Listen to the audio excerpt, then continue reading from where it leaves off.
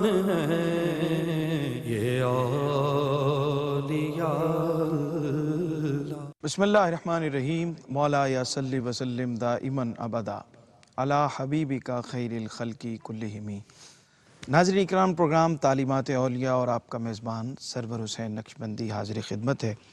غوث اعظم بمن بے سر و ساما مدد، قبلہ دین مدد، کعبہ ایمان مدد۔ غوث اعظم درمیان اولیاء، چوں محمد صلی اللہ علیہ وآلہ وسلم درمیان انبیاء۔ حضور غوث اعظم سید عبدالقادر جیلانی رضی اللہ تعالیٰ عنہ کے اس بابرکت مہینے کی مناسبت سے آپ کی سیرت، آپ کے افکار کی روشنی میں ہم مختلف موضوعات پر گفتگو کر رہے ہیں، اور آج کا موضوع ہے آخرت، اور اس پہ ہم آپ کے اقوال کی روشنی میں اس کو سمجھنے کی کوشش کریں گے کہ آخرت کے حوالے سے صوفیہ کرام کس طرح سے ہمیں ترغیب دیتے ہیں، اور قرآن حکیم، احادیث رسول اور اقوال صالحین کی روشنی میں اس موضوع کو انشاءاللہ سمجھنے کی کوشش کریں گے۔ مہمان ہمارے ساتھ تشریف فرما ہے، ہماری خوشبختی ہے کہ جناب ڈاکٹر سعید احمد سعیدی صاحب ہمارے ساتھ تشریف فرما ہے۔ السلام علیکم جناب۔ وعلیکم السلام۔ بہت شکریہ ڈاکٹر صاحب آپ کی تشریف آوری کا، اور ہمیشہ آپ رہنمائی فرماتے ہیں، اور ایسے موقعوں پر آپ کی موجودگی تقویت کا باعث ہوتی ہے۔ آپ کے الفاظ اللہ تعالیٰ میرے حق میں مبارک کرے، آمین۔ اور آپ کو اللہ تعالیٰ سلامت رکھے۔ بہت شکریہ جناب ڈاکٹر عرفان اللہ سیفی صاحب۔ السلام علیکم جناب۔ وعلیکم السلام۔ بہت شکریہ ڈاکٹر صاحب آپ کی تشریف آوری کا۔ جزاک اللہ۔ آج کے اس موضوع کے حوالے سے انشاءاللہ آپ سے بھی ہم رہنمائی لیتے ہیں۔ ملک کے ممتاز محترم ثنا خواں، ثنا گو جناب الحاج محمد رفیق ضیاء صاحب ہمارے ساتھ تشریف فرمائیں، آپ کو بھی خوش آمدید کہتے ہیں۔ ڈاکٹر صاحب آغاز کرتے ہیں گفتگو کا۔ آخرت ہمارا موضوع ہے، تو حضرت شیخ عبدالقادر جیلانی رضی اللہ تعالیٰ عنہ کی سیرت سے ذوق عبادت اور فکر آخرت کے حوالے سے ارشاد فرمائیے۔ بہت شکریہ، اللہ تعالیٰ آپ کو سلامت رکھے، آپ کی ٹیم کو۔ خوبصورت موضوع ہے، در حقیقت یہ وہ موضوع ہے جو ہم بھلا چکے ہیں۔ ٹھیک۔ ہمارا سماج اور ہمارا نظام معیشت کا ہو یا سیاست کا ہو یا اخلاق کا ہو، ایسے لگتا ہے آخرت ہمارے پیش نظر نہیں رہی، ٹھیک۔ اور بگاڑ جو ہے وہ بڑھتا چلا جا رہا ہے۔ اندھوں کی ایک فوج اندھیرے کے ساتھ تھی، یہ شہر بے چراغ یکا یک نہیں ہوا۔ واہ۔ ہر ایک نے اپنا حصہ ڈالا ہے جس کیفیت میں ہم مبتلا ہیں۔ اللہ تعالیٰ ہمارے اسلاف کی تعلیمات کے صدقے سے اسے اس بھنور سے نکالے۔ آمین۔ صوفی کی ایک خصوصیت ہوتی ہے، اور آپ تو سرخیل اصفیاء ہیں، بے شک۔ شیخ عبدالقادر جیلانی قدس سرہ العزیز۔ صوفی ذہن کو سوچ کی ایک کال کوٹھلی سے نکال کر دوسری کال کوٹھلی میں بند نہیں کرتا۔ یہ جو عصبیتیں ہیں مسلکی لسانی، صوفی یہ کام نہیں کرتا۔ صوفی کے سامنے دو چیزیں ہوتی ہیں، رب العالمین، رحمت للعالمین۔ ایک مخلوق سے رشتہ ربوبیت کا ہے، اور ایک رحمت للعالمینی کا ہے۔ اور یہی وجہ ہے کہ صوفی نہ کسی سے الجھتا ہے اور نہ جھگڑتا ہے، صحیح۔ بلکہ وہ تنگ ذہنوں کو وسعت آشنا کرتا ہے۔ صحیح۔ صوفی جانتا ہے کل یوم ہوا فی شان، ہر لمحے وہ نئی شان سے جلوہ گر ہوتا ہے۔ سبحان اللہ۔ ہر لمحہ نیا طور، نئی بر کے تجلی، اللہ کرے مرحلہ شوق نہ ہوتا ہے۔ واہ۔ وہ یہ سفر جاری رکھتا ہے، اور اپنے ساتھ آنے والوں میں بھی یہ وسعت دے جاتا ہے۔ اقبال کے بقول، کافر کی یہ پہچان کہ آفاق میں گم ہے، مومن کی یہ پہچان کہ گم اس میں ہے آفاق۔ واہ واہ۔ سرور بھائی، بھلا کسی مسافر کو بھی کسی سے دشمنی پالتے ہوئے ہم نے دیکھا ہے؟ جس کی نظر سفر پر ہو، منزل پر ہو، وہ کبھی کسی سے الجھتا نہیں ہے۔ ٹھیک۔ صوفی اپنے آپ کو حقیقی معنی میں اس دنیا میں مسافر سمجھتا ہے۔ صحیح۔ نہ وہ الجھتا ہے، نہ وہ جھگڑتا ہے، اپنا سفر جاری رکھتا ہے، اور چلتا رہتا ہے، چلتا رہتا ہے، چلتا رہتا ہے، اور واصل باحق ہو کر یہ پیغام دے جاتا ہے زبان حال سے، بس ایک منزل ہے بلحوث کی، ہزار رستے ہیں اہل دل کے، سبحان اللہ۔ یہی تو ہے فرق مجھ میں اس میں، گزر گیا میں ٹھہر گیا وہ۔ تو یہ وہ حقیقت ہے کہ صوفی ہمیشہ انسان کو اگلی منزل کی طرف جو ہے وہ رہنمائی دیتا ہے۔ ٹھیک۔ دیکھیں نا، اگر ایک جگہ پانی کھڑا رہے تو سمیل چھوڑ دیتا ہے، اس فکر کا کیا ہوگا جو ایک جگہ آ کے ٹھہر جائے۔ صحیح صحیح۔ اسی طریقے سے اگر آپ اور میں دیکھیں کہ جو ایک جگہ رہتے ہیں نا، یعنی جمود کا شکار ہو جاتے ہیں، وہ جھگڑتے ہیں، وہ دشمنیاں پالتے ہیں، اور جو سفر جاری رکھتے ہیں نہ وہ جھگڑتے ہیں نہ دشمنیاں پالتے ہیں۔ گویا تحرک میں صفا ہے اور جمود میں جو ہے وہ تقدر ہے۔ آپ اس کو سمجھتے ہیں۔ اب اس تمہیدی کلمات کے بعد حضرت شیخ عبد القادر جیلانی کی شخصیت جو سرخیل اصفیاء ہے، سبحان اللہ۔ اگر آپ کی نظر آخرت پر نہیں ہوگی، دیدار الہی پر نہیں ہوگی، تو پھر کس کی ہوگی؟ کیا کہیں۔ آپ جب ولادت ہوئی تو آپ تو پیدائشی ولی ہیں۔ ولد للاشراف والد لا یرضع فی رمضان، یہ بات مشہور ہو گئی کہ سادات کے گھرانے میں ایک ایسا بچہ پیدا ہوا ہے جو رمضان میں دودھ ہی نہیں پیتا۔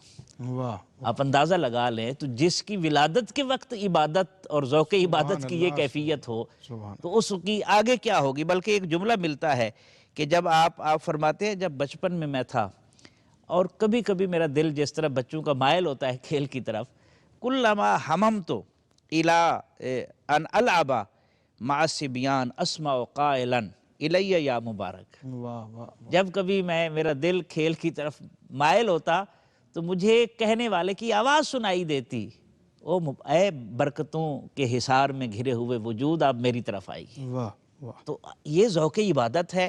اور آپ کا ایک خوبصورت ایک جملہ میں عرض کر کے فکر آخرت کے حوالے سے اس پوائنٹ کو سمیٹتے ہیں۔ آپ فرماتے ہیں اہل دل کی صحبت اختیار کرو، صاحب دل بن جاؤ گے۔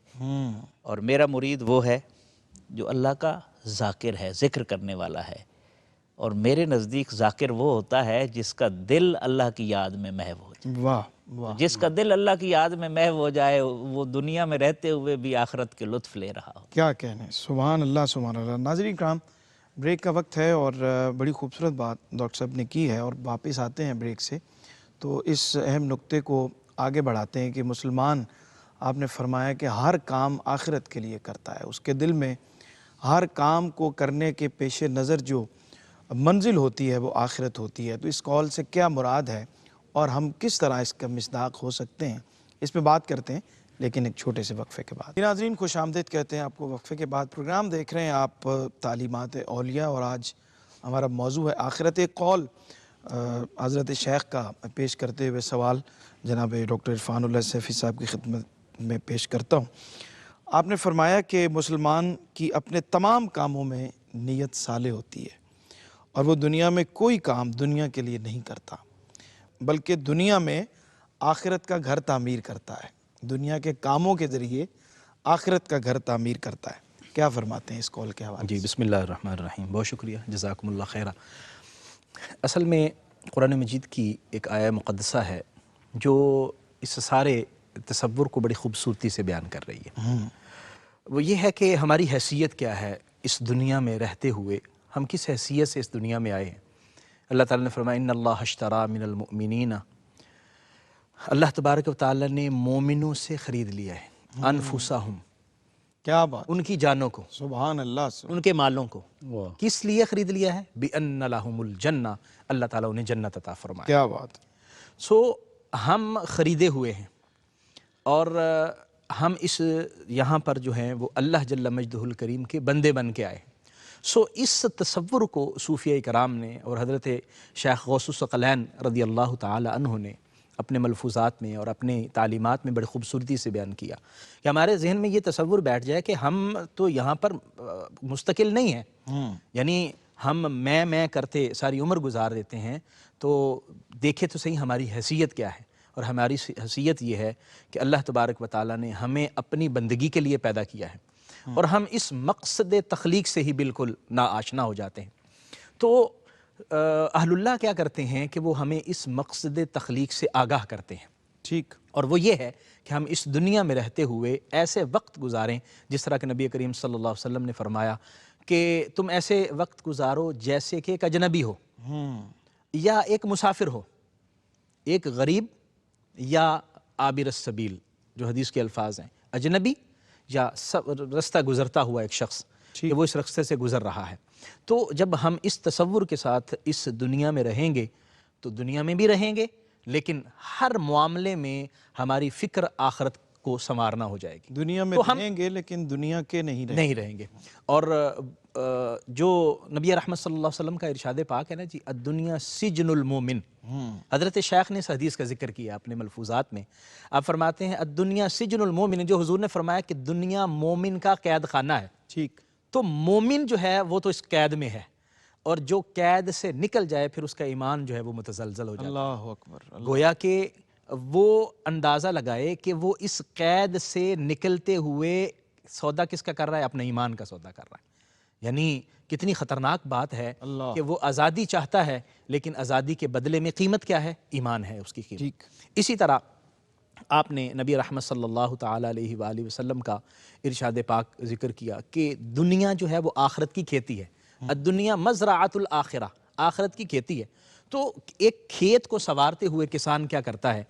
اس کے پیش نظر جو ہے وہ مستقبل کی صورتحال ہوتی ہیں کہ میں کیسا بیج ڈالوں گا، میں نے پانی کیسا دینا ہے، میرا آب و ہوا کیسی ہے، ماحول کیسا ہے. اس کے مطابق وہ اپنے کھیت کو سینچتا ہے اور پھر آگے بڑھتا چلا جاتا ہے. اور اس کا پیش نظر وہ 3 مہینے یا 6 مہینے کے بعد کا رزلٹ ہوتا ہے جو اس نے لینا ہوتا ہے. اور پھر وہ محنت کرتا ہوا راتوں کو بھی جاگتا ہے، پانی بھی دیتا ہے، پھر اس میں گوڈی بھی کلتا ہے، ہر بھی جوتتا ہے. تو آپ فرماتے ہیں کہ یہ دنیا ہمارے لیے کھیتی ہے. تو ہم اس دنیا میں کون سا بیج ڈال رہے ہیں کہ جس کا ہمیں قیامت کے دن جو ہے وہ پھل لینا ہے. تو ہم اس چیز کو پیش نظر رکھتے ہوئے اپنی دنیا میں زندگی گزاریں کہ اللہ کی بارگاہ میں جو انعام ہمیں ملے گا یا جو رزلٹ ملے گا وہ ہم کیسا رزلٹ چاہتے ہیں، وہ آج ہم نے فیصلہ کرنا ہے کہ کل کا ہمارا رزلٹ کیسا ہونا چاہیے. ٹھیک.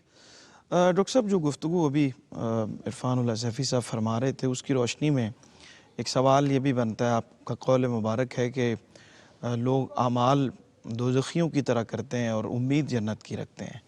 تو جس چیز کی امید ہو، جس چیز جو منزل سامنے ہو، اعمال اور ہمارا راستہ بھی اس کی طرف ہونا چاہیے. اس کی روشنی میں کیا فرماتے ہیں آپ؟ بہت شکریہ، بڑا پریکٹیکل سوال ہے. پہلے تو ایک شعر ہے، غالباً یہ سعد اللہ شاہ صاحب کا ہے، عمل کی سوکھتی رگ میں ذرا سا خون شامل کر، میرے ہمدم یوں ہی باتیں بنا کر کچھ نہیں ملتا. یہ علامہ کا شعر. عمل سے زندگی بنتی ہے، جنت بھی جہنم بھی. یہ خاکی اپنی فطرت میں نہ نوری ہے نہ ناری ہے. صحیح. اب یہ بات بڑی دلچسپ ہے. یہ موضوع آج کا نہیں ہے، آج سے کم و بیش 1000 سال پہلے صحیح. قاضی ایاز رحمۃ اللہ علیہ نے جب کتاب و شفا لکھی تھی تو اس میں بھی جہاں اطاعت مصطفیٰ صلی اللہ علیہ وسلم کا تذکرہ کیا تو یہ اشعار ذکر کیے ہیں. ترجن نجاتا ولم تسلک مسالے کہا. واہ. نجات کی تم امید لگائے بیٹھے ہو لیکن نجات کے راستوں پر چلنے کے لیے تیار نہیں. اللہ اکبر. ان سفینۃ لا تجری علی الیبس. بلا شبہ کشتی کبھی خشکی میں تو نہیں چلا کرتی. اللہ اکبر. کشتی میں سفر کرنا ہے تو پانی کی ضرورت ہوگی، تو اس عمل کے پانی کو چلائے گا تو امید کی کشتی چلے گی نا. جب پانی ہی نہیں ہے عمل کا تو امید کی کشتی کیسے رواں دواں ہوگی. پھر ایک اور انہوں نے کہا، تاصل الہ وانت تظہر حبہ.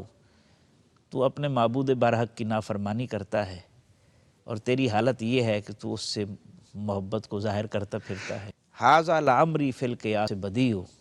یہ جو تیرا رویہ ہے نا، مجھے اپنی زندگی کی قسم ہے یہ بڑی انوکھی خواہش ہے جو تو لیے پھرتا ہے. اللہ. لو کانا حبو کا صادقاً لاطاعتہ.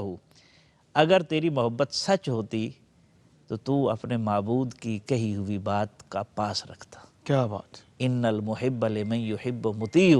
اس لیے کہ اصول یہ ہے کہ جو جس سے محبت کرتا ہے وہ اس کے نقش قدم پر چلتا ہے. سبحان اللہ. سبحان. تو یہ بنیادی بات کرنے کے بعد اب آئیں عمل اور امید. جی ہاں. اللہ تعالیٰ نے قرآن پاک میں جا بجا جہاں ایمان کا تذکرہ ہے وہاں عمل کا تذکرہ. ٹھیک. وَمَنْ عَمِلَ صَالِحًا مِنْ ذَكَرٍ وَأُنْثَىٰ وَهُوَ مُؤْمِنٌ فَلَنُحْيِيَنَّهُ حَيَاةً طَيِّبَةً وَلَنَجْزِيَنَّهُمْ أَجْرَهُمْ بِأَحْسَنِ مَا كَانُوا يَعْمَلُونَ. اللہ نے فرمایا مرد ہو یا عورت ہو، جو بھی عمل کرتا ہے، عمل کے راستے پر چلتا ہے، بشرطے کہ وہ مومن ہو. ہم اسے پاکیزہ زندگی عطا کریں گے، ضرور بے ضرور پاکیزہ زندگی عطا کریں گے، اور جو اعمال وہ کرتے رہے ہیں ان کی جزا بھی انہیں دیں گے۔ اللہ اکبر۔ یعنی عمل ایک ایسا راستہ ہے جو زندگی کو پاکیزہ بھی کرتا ہے اور اللہ کی جزا کا مستحق بھی ٹھہراتا ہے۔ اور اللہ تعالیٰ نے سورہ عصر جو نصاب ہے کائنات کے لیے، نفع اور نقصان کے لیے، والعصر ان الانسان لفی خسر، ہر انسان خسارے میں ہے۔ خسارے سے کون نکلتا ہے؟ الا الذین آمنوا وعملوا الصالحات وتواصوا بالحق وتواصوا بالصبر۔ سبحان تو اللہ۔ یہ تو ایک پورے کا پورا پلیٹ فارم ہمیں دے دیا گیا ہے، اور اس کے لیے ہدایات بھی دے دی گئی ہیں کہ اس سے ایسے گزرنا ہے۔ ٹھیک۔ اب ایک آدمی نے خلا میں جانا ہو اور وہ لباس ہی نہ پہنا ہو، آکسیجن ہی نہ ہو، تو وہ کیسے سر کر سکے گا؟ پہاڑ کی چوٹی ہو یا فضا کی بلندیاں ہوں، ممکن ہی نہیں ہے، وہ اپنی جان سے ہاتھ دھو بیٹھے گا۔ اسی طرح ایمان اگر بچانا ہے اور خالق کی بارگاہ میں سرخ روح ہونا ہے تو پھر ضروری ہے کہ امیدوں سے آگے بڑھ کر عمل کا پانی ہو اور امید کی کشتی ہو، یہ دونوں چلیں گے تو منزل پر پہنچیں۔ کیا بات ہے، بالکل ٹھیک۔ اچھا ڈاکٹر صاحب، عمومی طور پہ ہمارے ہاں ایک تصور فطری طور پہ ذہنوں میں غفلت کی وجہ سے ہے کہ ابھی تو بہت عمر پڑی ہے، ابھی تو کافی وقت ہے، اور پھر آخری عمر میں جا کے عبادت کر لیں گے اور اللہ کا ذکر بھی کر لیں گے، فکر آخرت بھی کر لیں گے، تو یہ اس عمر میں اتنی فکر آخرت کی کیا ضرورت ہے؟ آپ کا جو قول مبارک ہے کہ اے جنت کے طلبگار، اس کی خریداری اور اس کا حصول آج ہے نہ کہ کل۔ جنت کی نہروں کا کھودنا اور جنت میں اپنے لیے پانی جاری کروانا آج ممکن ہے، کل نہیں، اور ہم کل کو بہت دور سمجھتے ہیں فطری طور پہ۔ اس حوالے سے کیا ارشاد فرماتے ہیں؟ حضرت شیخ نے اپنی تعلیمات میں بہت زیادہ عمل کو فوری اختیار کرنے کی تلقین فرمائی ہے۔ آپ کے خطبات اس بات کی وضاحت کرتے ہیں کہ معاملے کو مؤخر نہ کیا جائے، ٹھیک، اور قرآن و حدیث کی تعلیمات بھی، اور ویسے بھی اگر ہم معاشرے میں دیکھیں تو کس کو اپنی سانسوں کی گارنٹی ہے کہ وہ چلیں گی؟ صحیح۔ اور آج کل ویسے بھی ہم دیکھتے ہیں کہ جوان موتیں بہت زیادہ ہو رہی ہیں، اور ہر عقلمند آدمی اور باشعور آدمی یہ جانتا ہے کہ اس کے پاس کوئی گارنٹی نہیں ہے کہ اس کا وقت کتنا ہے۔ تو یہ تو شیطان کی امید ہے جو انسان کو وہ لگاتا ہے اور جس کے جھانسے میں انسان آ جاتا ہے، اور وہ بڑھتا ہی چلا جاتا ہے، بڑھتا ہی چلا جاتا ہے، اور اس امید پر ساری عمر طے ہو جاتی ہے کہ شاید فلاں وقت، یہ 1 سال گزر جائے، 2 سال گزر جائیں، لیکن نبی کریم صلی اللہ تعالی علیہ وآلہ وسلم نے جو تلقین فرمائی ہے وہ یہ ہے کہ جو شخص اللہ کی بارگاہ میں توبہ کرتا ہے، اللہ اس کی توبہ کو قبول فرماتا ہے، اور حضور نے ان 7 خوش نصیب لوگوں کا ذکر فرمایا جن کو اللہ قیامت کے دن اپنے عرش کا سایہ عطا فرمائے گا۔ اللہ اکبر۔ اللہ کے وہاں کوئی سایہ نہیں ہوگا سوائے اللہ کے عرش کے۔ اللہ جس کو اپنے عرش کا سایہ عطا فرمائے گا وہ نوجوان ہے جو اپنی جوانی کے اندر توبہ کرتا ہے، اور وہ شخص ہے جو اللہ کے گھر کی طرف توجہ رکھتا ہے اور اللہ کے لیے نماز پڑھنے کی کوشش کرتا ہے۔ یہ امید تو ویسے بھی مطلب فضول ہے کہ ہم امید لگا بیٹھیں کہ ہم مستقبل میں ایسا کریں گے۔ اور حضرت مولا علی شیر خدا رضی اللہ تعالی عنہ کا آپ کا ایک خوبصورت قول ہے کہ انسان جو ہے وہ جوانی میں امید لگاتا ہے کہ میں بڑھاپے میں یہ کروں گا، اور بڑھاپے میں یہ امید لگاتا ہے کہ میں اور عمر مجھے ملے گی، اور یہ امیدیں لگتی ہی رہتی ہیں اور بڑھتی ہی رہتی ہیں، اور یہ کبھی بھی ختم ہونے میں نہیں آتی۔ اس لیے آپ نے اپنے ہر مقالے کے آخر میں جو دعا فرمائی ہے، جہاں مقالہ ختم ہوتا ہے نا وہاں فرماتے ہیں ربنا آتنا فی الدنیا حسنہ وفی الآخرۃ حسنہ، سبحان اللہ۔ یعنی دنیا کے اندر بھی اچھائی کا تصور اور آخرت میں بھی اچھائی کا تصور، اور یہی انسان کو بار بار تلقین کی گئی ہے کہ آپ دنیا میں اس طرح خوبصورتی سے زندگی گزاریں کہ کل قیامت کے دن جو ہے وہ آپ کے لیے اچھائی ہی اچھئی ہو اور وہاں شرمندگی نہ ہو۔ اور مجھے حضرت اقبال کی وہ معروف ربائی جو کسی نے آپ سے مانگی تھی، وہ رمضان صاحب نے، اور آپ نے انہیں کہا تھا کہ ٹھیک ہے آپ اپنے نام سے کریں، اس میں بھی یہ آتا ہے کہ نبی رحمت صلی اللہ علیہ وسلم کی بارگاہ میں جب حاضر ہو اور پھر وہاں اللہ جل مجدہ الکریم ہم سے حساب و کتاب لے تو بڑا مشکل کام ہے کہ ہم آقا کریم صلی اللہ علیہ وآلہ وسلم کے امتی ہیں، اور اقبال کہتے ہیں کہ گر تمی بینی حسابم ناگزیر از نگاہ مصطفیٰ پنہا بگیر. پہلی بات تو یہ ہے کہ مالک تو ویسے ہی معاف فرما دے. کیا بات. اور اگر تو حساب لینا ہی ہے تو نے تو پھر مجھے آقا کریم صلی اللہ علیہ وسلم کی بارگاہ میں حاضر نہ کرنا اور حضور کے سامنے حساب نہ لینا. تو یہ وہ تصور آخرت ہے جس کا ہمارے صوفیاء کرام نے بار بار ذکر کیا ہے، اور قرآن مجید کے اندر بار بار اس بات کا ذکر کیا گیا کہ اپنی دنیا میں تمام مشغولیت اس طرح نہ ہو جائے کہ وہ آخرت ہی بھول جائے، بلکہ دنیا کا ہر عمل آپ کا ایسا ہو کہ آپ آخرت کے لیے جو ہے وہ اس کو کر رہے ہیں کہ قیامت کے دن آپ کو اس کا اجر ملنا ہے. بالکل ٹھیک. ناظرین اکرام، بریک کا وقت ہوا ہے اور بہت اہم موضوع ہے، اور آج کے زمانے میں شاید یہ، جیسے ڈاکٹر صاحب نے بھی ذکر کیا، کہ بہت اہمیت اختیار کر گئی ہے یہ بات کہ ہم ہمارے ذہنوں سے، ہمارے دل سے، ہماری فکر سے فکر آخرت بہت معدوم ہوتا چلا جا رہا ہے، اور ہم دنیا داری اور اس کے معاملات میں اتنے اپنے آپ کو پھنساتے چلے جا رہے ہیں کہ وہ جو اصل فکر ہے، جو فکر آخرت ہے، وہ ہم سے دور ہوتی جا رہی ہے. مزید اس پہ کچھ تھوڑی سی بات کرتے ہیں، لیکن ایک چھوٹے سے وقفے کے بعد. جی ناظرین، خوش آمدید کہتے ہیں وقفے کے بعد آپ کو. پروگرام دیکھ رہے ہیں آپ تعلیمات اولیاء، اور آج ہمارا موضوع ہے آخرت، اور اس پہ ہم بات کر رہے ہیں. گفتگو کو سمیٹتے ہوئے ایک سوال کی طرف چلتے ہیں، اور ایک قول حضرت شیخ رحمۃ اللہ علیہ کا عرض کرتے ہوئے سوال کی طرف بڑھتے ہیں. آپ نے ارشاد فرمایا کہ تو اپنا مال آخرت کی طرف پہلے سے روانہ کر دے اور موت کا انتظار کر، بے شک تو اللہ تعالیٰ کے پاس اس سے بہتر معاملہ دیکھے گا جو کہ تو نے دنیا میں دیکھا ہے. یہ کس مال کا ذکر ہے ڈاکٹر صاحب، اور کون سے اعمال ہیں جو ہم یہاں کرتے ہیں اور ان کا آخرت میں ان کا صلہ ہمیں ملے گا؟ سبحان اللہ. پہلے تو میں ایک 3 شعر عرض کرتا ہوں. یہ جو ہونے کا وہم ہے نا، اس حوالے سے کسی نے بہت خوبصورت لکھا ہے: جانا ٹھہرا ہے تو آداب و سلیقے سے نکل. جانا ٹھہرا ہے تو آداب و سلیقے سے نکل. سانس کی گٹھڑی اٹھا عمر کے میلے سے نکل. واہ واہ. تو ہتھیلی پہ دھری خاک سے بڑھ کر کیا ہے؟ تو ہتھیلی پہ دھری خاک سے بڑھ کر کیا ہے؟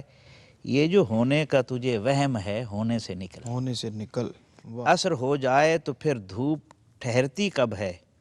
اب فقط لمحوں کو گن، سال مہینے سے نکل. واہ واہ واہ. صوفی کا یہی کمال ہوتا ہے کہ وہ ہر سانس کو آخری سانس سمجھ کر گزارتا ہے، اسی لیے وہ صاحب حال ہوتا ہے. حضرت امام غزالی رحمۃ اللہ علیہ نے جہاں زندگی کا منظر کھینچا ہے تو مختلف اقوال ذکر کیے کہ زندگی 3 زمانوں پر مشتمل ہے: ماضی، حال، مستقبل. کچھ بزرگ فرماتے ہیں زندگی 3 دنوں کا نام ہے، ایک گزر گیا ہے اور ایک آنے والا ہے. دونوں پر بندے کا اختیار نہیں ہے، ایک جو ہے اس پر بھی آدھا اختیار ہے. ٹھیک. تو امام غزالی فرماتے، میرے مرشد فرماتے تھے زندگی 3 سانسوں پر مشتمل ہے. سبحان اللہ. گزرا ہوا سانس ماضی ہو چکا ہے، آنے والا سانس مستقبل ہے، دونوں پر اختیار نہیں ہے. اللہ. اور حال کا سانس پر بھی آدھا کنٹرول ہے. تو اس لیے ہمیں سوچنا چاہیے، یہ جو ہونے کا وہم ہے اس سے نکلنا چاہیے. یہ جو آپ نے مال کی بات کی ہے، حدیث پاک میں رسول رحمت صلی اللہ علیہ وآلہ وسلم نے ارشاد فرمایا: یقول العبد، بندہ کہتا ہے مالی مالی، میرا مال میرا مال. وَإِنَّ مَالَهُ مِنْ ثَلَاث، اس کے 3 ہی قسم کا مال اس کا ہو سکتا ہے. سبحان اللہ. اور وہ کیا ہے؟ ما اکلا فافنا، جو اس نے کھایا اور فنا کر دیا. واہ. دوسرا، اور لابسا فابلا، یا اس نے پہنا اور بوسیدہ کر لیا، کیا کہیں. یا کسی کو عطا کر دیا اور اس کو غنی کر دیا لیکن خود اپنے ہاتھ سے تو نکل گیا. وما سوا ذالک، اس کے علاوہ جو بھی ہے، فہو ذاہب، وہ جانے والا ہے. اور وتارکہ للناس، اور وہ اسے چھوڑ کر، لوگوں کے لیے چھوڑ کر جانے والا ہے. اللہ. تو مال کی تو یہ ہے حقیقت ہے. 3 چیزیں حضور علیہ صلی اللہ علیہ وسلم نے بیان فرمائیں کہ ایک تو یہ ہے کہ جب آدمی فوت ہو جاتا ہے اس کے سارے اعمال منقطع ہو جاتے ہیں سوائے 3 چیزوں کے. ان میں سے ایک صدقہ جاریہ ہے، ایک نیک اولاد ہے، ایک جگہ کوئی مصحف کا بھی تذکرہ ہے، کوئی قرآن کا کسی کو وارث بنا جائیں. اس طریقے سے مختلف چیزیں 7 تک بھی ذکر کی گئی ہیں، یہ معروف ہیں. تو ہمیں چاہیے کہ جب ہم یہاں پر ہیں نا صوفی صاحب حال اسی لیے ہوتا ہے کہ وہ حال کی قدر کرتا ہے، اس پر مستقبل کے اندیشے پر اس کے ساتھ کوئی کمپرومائز نہیں کرتا۔ ٹھیک، جو وقت ملا ہے، وہ علامہ کا شعر ہے نا، یہ گھڑی محشر کی ہے، تو عرصہ محشر میں ہے، واہ واہ، پیش کر غافل عمل کوئی اگر دفتر میں ہے، ادھر ہی کرنا ہے۔ حضرت مولا علی فرماتے تھے کہ دنیا اور آخرت ہے، دونوں کے بیٹے ہیں، دنیا کے بھی اور آخرت کے بھی۔ آج عمل ہے، حساب نہیں ہے، کل حساب ہوگا، عمل نہیں ہوگا۔ بالکل ٹھیک، اس لیے ہمیں یہ سوچ سمجھ کر سٹیپ لینے کی ضرورت ہے کہ ہم نے کیا کرنا ہے اور کیوں کرنا ہے اور کیسے کرنا ہے۔ اور حضرت شاہ ہمدان رحمۃ اللہ علیہ کا بہت خوبصورت قول ہے، زندگی سانسوں کا ایک محل ہے، جیسے ہی آپ سانس لیتے ہیں آپ کے محل سے ایک اینٹ نکل جاتی ہے۔ اللہ اکبر، اس سے بڑھ کر فانی کون ہو سکتا ہے جس کی زندگی کا محل ہر سانس پر جو ہے وہ اکھڑا جا رہا ہے صحیح، اور گرتا چلا جا رہا ہے، اور اس سے بڑھ کر غافل کون ہے جو کسی سرائے کے اوپر اپنا مستقل ٹھکانہ بنائے۔ یہ تو گزرگاہ ہے، ٹھیک، گزرگاہ کو گزرگاہ کے طور پر لینا چاہیے، سرائے کو سرائے کے طور پر لینا چاہیے، نہ کہ مستقل ٹھکانہ بنانا چاہیے۔ ڈاکٹر صاحب کیا فرماتے ہیں، فکر آخرت کیسے پیدا ہو سکتی ہے کہ ہمارے روزمرہ کے معاملات میں شیخ کے اقوال کی روشنی میں کس طرح ہم اس فکر کو اپنی واقعی فکر بنا سکتے ہیں؟ اس میں ہمیں بنیادی چیز تو یہ ذہن میں رکھنی چاہیے کہ ہماری سانس کی ڈوری کبھی بھی کٹ سکتی ہے، اور آج ہیں شام کو، آج بلکہ ایک چند لمحوں کے بعد کا بھی کوئی علم نہیں ہے، اور انسان جب اس تصور کے ساتھ زندگی بسر کرے گا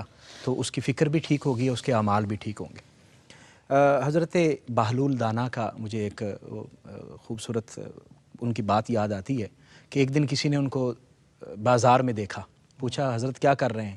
کہا میں بندوں کی اور اللہ کی صلح کروا رہا ہوں۔ کہا کیا ہوا؟ کہا اللہ تو مان رہا ہے، بندے نہیں مان رہے۔ اللہ، پھر چند دن بعد کسی نے قبرستان میں دیکھا، پوچھا حضور یہاں کیا کر رہے ہیں؟ کہا اللہ اور بندوں کی صلح کروا رہا ہوں، اب اللہ نہیں مان رہا، بندے مان رہے ہیں۔ تو وہ قبرستان ہمارا اصل میں وہ مرکز ہے، وہ محل ہے، وہاں تک ہم نے جانا ہے۔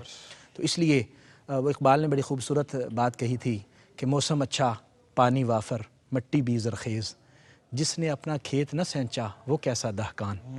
آج ہمارے پاس صلاحیت موجود ہے، آج ہم اللہ کی بارگاہ میں سجدہ ریز بھی ہو سکتے ہیں، آج ہمارے پاس مال ہے، اللہ کے راستے میں خرچ بھی کر سکتے ہیں، لیکن کوئی پتہ نہیں ہے کل کیا وقت ہوگا، کل ہمیں سجدے کی توفیق بھی نہیں ہو سکے گی۔ آپ یقین کیجئے ایسے لوگوں کو دیکھا ہے کہ وہ روتے ہیں، کہتے ہیں کہ ہم وقت جو سجدوں کا تھا وہ گزار گئے، اب جو ہے وہ ہم کرسی پر بیٹھ کر نماز پڑھتے ہیں، اب ہم پیشانی اللہ کی بارگاہ میں جھکا بھی نہیں سکتے۔ تو وہ وقت آنے سے پہلے کیوں نہ ہم اللہ کی بارگاہ میں توبہ کر لیں اور اللہ کی بارگاہ میں اپنی حاضری اور نیازمندیاں پیش کرتے رہیں، اور اس زندگی کو ایسے گزاریں کہ اللہ جل مجدہ الکریم کو ہماری یہ زندگی پسند آ جائے۔ بہت شکریہ جناب ڈاکٹر سعید احمد سعیدی صاحب آپ کی تشریف آوری کا، جناب ڈاکٹر عرفان اللہ سیفی صاحب آپ کی رہنمائی کا، اور جناب رفیق ضیاء صاحب آپ کی تشریف آوری کا بھی ہم آپ سے منقبت کا نذرانہ ابھی آپ سے سنتے ہیں۔ ناظرین اکرام، پروگرام کا وقت اپنے اختتام کو پہنچا ہے اور بہت خوبصورت گفتگو ہوئی اور فکر آخرت کے حوالے سے تھی۔ حضرت شیخ کے اقوال کی روشنی میں ہم نے اس اہم موضوع کو سمجھنے کی کوشش کی۔ یہ دنیا اعمال کرنے کی جگہ ہے، اور یہ وہ اعمال ہیں جو مال کی صورت آگے چلے جاتے ہیں اور ہمارے لیے پھر وہاں پہ خیر و برکت کا باعث ہوں گے، آسانی کا باعث ہوں گے۔ تو کوشش کیجئے کہ اپنے اعمال کو ایسا بنائیے، ایسا اس طرح سے اور اس انداز سے اپنائیے کہ وہ آخرت کے معاملے میں، آخرت کے وقت میں ہمارے لیے حقیقی معنوں میں توشہ آخرت بن سکیں۔ حضرت شیخ کا بہت خوبصورت ایک قول ہے، آپ نے فرمایا کہ تمہاری غفلت کا سبب غافل لوگوں کے درمیان بیٹھنا ہے۔ تو ایسے بندوں کا انتخاب کریں، ایسے لوگوں کی صحبت اختیار کریں جو ہمارے دل میں آخرت کی فکر پیدا کر دیں۔ انشاءاللہ ایک اور پروگرام میں ایک نئے موضوع کے ساتھ آپ سے ملاقات ہوگی۔ منقبت پیش کرتے ہیں جناب رفیق ضیاء صاحب، مجھے اجازت دیجیے، اللہ نے کے بان۔